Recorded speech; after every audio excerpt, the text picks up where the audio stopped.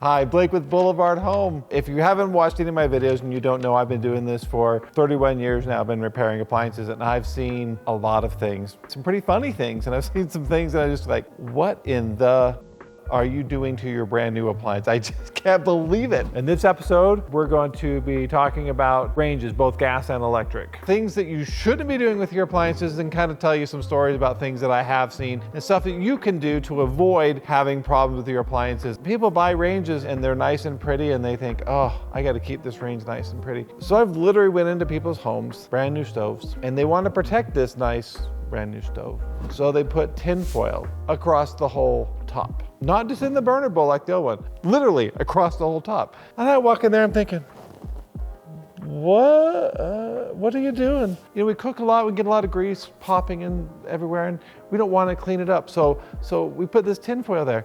I picked the tin foil up, it's cracked. They're like, well, how did that happen? Well, you're trapping the heat between the aluminum foil and the top. The porcelain's crazy. Well, are you gonna cover that? You're gonna take care of that? No. That's not a defect with the product. It's something that you've done to the product, because with any warranty, the warranty only covers what the manufacturer considers manufacturing defects. Things that I've also seen, they have the same concept with the ovens. They don't put them across the top, but they take the racks and they think, oh, I'm gonna have something drippy and something goopy. And so one of two things, they're gonna look at the bottom of their new stoves because they have a hidden bake element, which is underneath the bottom pan. So with it being under the bottom pan, it does the same thing. It traps the heat between the aluminum foil and the bottom of that oven. And so you take it off and that whole bottom is cracked out. It's not like it's falling apart, but you feel across to feel like porcelain that's just cracked out. So now most manufacturers at the bottom, they put, do not put foil on the bottom pan on the oven. So what they've decided to do, well, we're gonna be smarter by half. So instead of doing the bottom pan,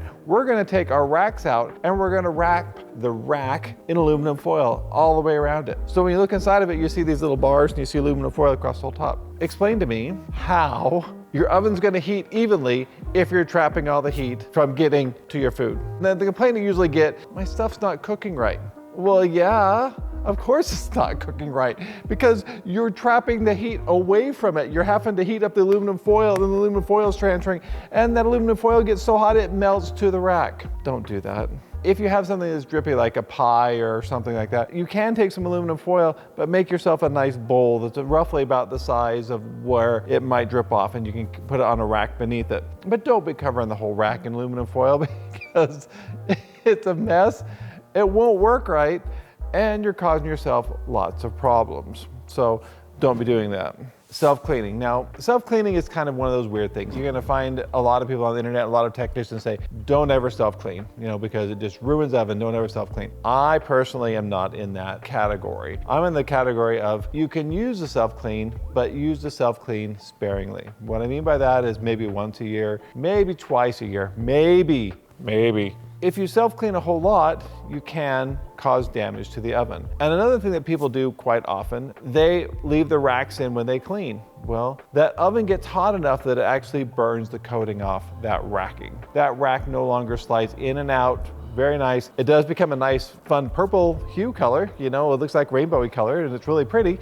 But at that point, basically you've burnt the coating off it and it doesn't slide in and out very well. Well, then you have the really nice racks like in your Bosch ovens that have rollers on them. And if you have them, they're fantastic because you grab them and they've got steel ball bearings and you can just touch the rack and it slides out real nice. You don't have to pull on it. But the problem is you self-clean with those in there, it melts the ball bearings in it. And it doesn't melt them per se. It makes them to get flat spots, as the manufacturer calls them. And so it doesn't roll in and out at all, or very poorly at that point. That rack is about $400, one rack. Is it worth spending $400 to self-clean your oven? I say no, but it's your money. So don't be cleaning with your racks in your ovens because they are super expensive. So when you do self-clean, again, once or twice a year, maximum. Don't be cleaning because there's a little spill. People say, well, gosh, I got a little spill, I gotta self-clean it. Well, no, you can take a rag and wipe it out and it'll be just fine, or use a little Easy Off cold and let it sit overnight and it'll be fine. People say, well, I heard on the internet, you can have explosions or fires from that. Easy Off is,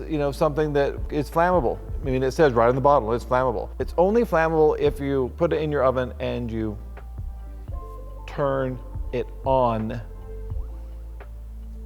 That's the key. Don't turn it on.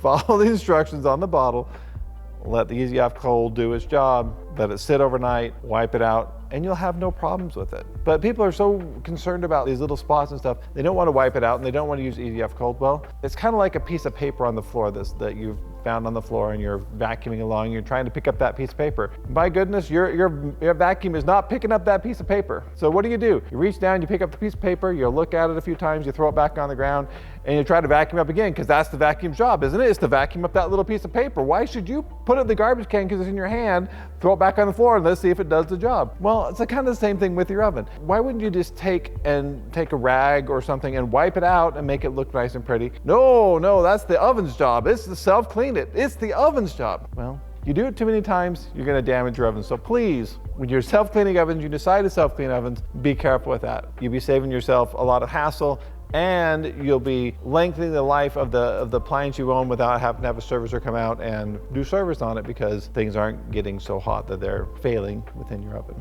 Thank you for watching our video today. I hope you've learned something. Make sure you check out our other videos on this series. We broke them down into different categories, and so watch them, have some fun, and please like and subscribe.